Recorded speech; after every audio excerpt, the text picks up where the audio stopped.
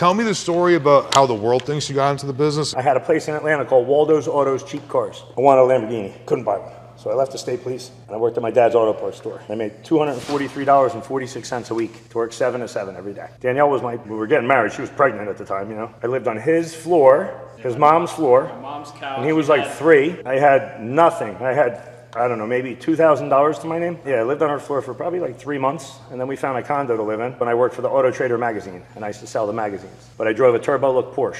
I didn't have a home, but I was paying $1,300 a month for a car. And then I sold that car to buy a salvaged Testarossa for 40 grand. And the car, it only had water like up to here.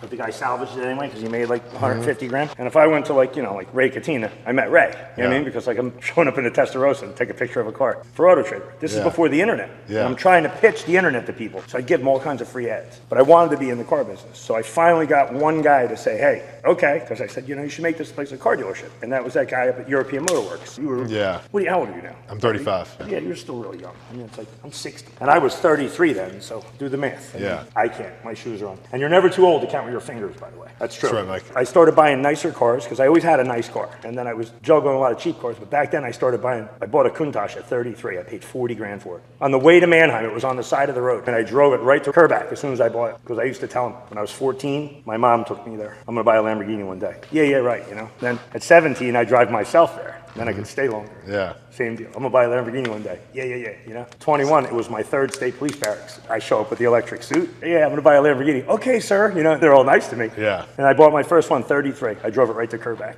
You remember me? I don't think you remember me, but he probably did. He knows me good now. So. I'm sure he does. Over the years now. Oh no, he's Waldie. You're on my radar. You know, honored I am to hear that. You know. Yeah.